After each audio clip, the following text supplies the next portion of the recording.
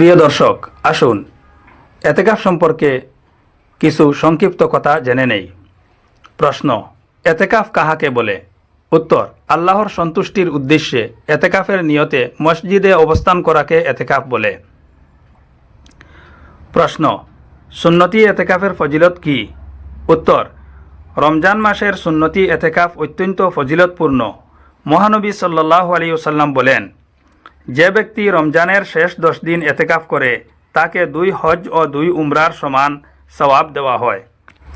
যে ব্যক্তি সঠিক নিয়তে খাঁটি ইমানের সাথে সওয়াবের আশায় এতেকাফ করে তার অতীতের সমস্ত সগীরা অর্থাৎ ছোট গুনাহ মাফ করে দেওয়া হয়। আল্লাহর সন্তুষ্টি লাভের উদ্দেশ্যে কেউ একদিন এতেকাফ করলে তার এবং জাহান্নামের মধ্যে পৃথিবীর চেয়ে বড় 3টি গর্ত পরিমাণ দূরত্ব সৃষ্টি করে দেওয়া হয়। প্রশ্ন: রমজানে এতেকাফ করা কি? উত্তর: রমজান মাসের শেষ 10 দিন পুরুষের জন্য মসজিদে এতেকাফ করা সুন্নতে মুআক্কাদা কিফায়া।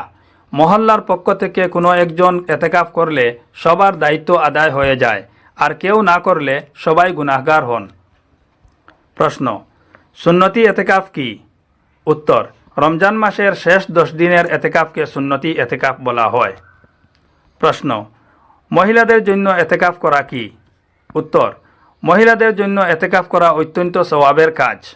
নিজ ঘরে নামাজের স্থান নির্ধারিত থাকলে সে জায়গায় নতুবা পর্দা দিয়ে আড়াল করা অন্য কোনো জায়গায় এতেকাফ করবেন।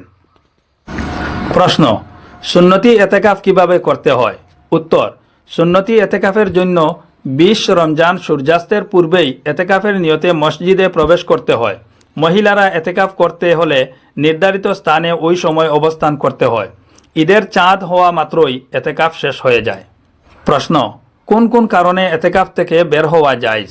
উত্তর: সুন্নতি এতেকাফে একমাত্র প্রাকৃতিক প্রয়োজন ও বিশেষ কিছু কারণ ছাড়া বের হওয়া যায় না। পেশাব পায়খানা, ফরজ গোসল, ওয়াজিব উজু, নাপাকি দূর করা ও জুমার নামাজের জন্য বের হতে পারবেন। এসব কারণে বের হলে কাজ শেষ হওয়ার সাথে সাথে ফিরে যেতে হয়। অযথা দেরি করলে এতেকাফ নষ্ট হয়ে যায়।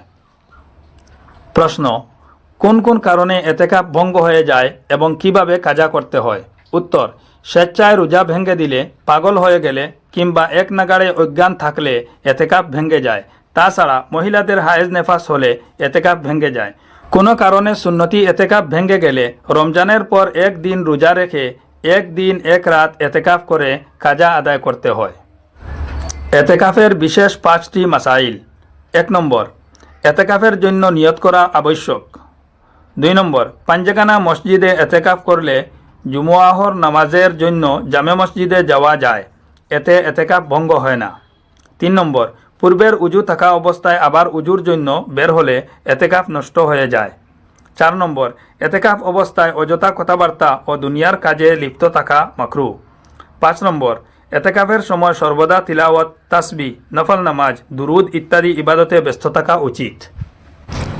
হে আল্লাহ, আমাদেরকে পবিত্র রমজান শরীফের শেষ 10 দিনে এতেকাফ করার তৌফিক দান করুন। আল্লাহুম্মা আমিন।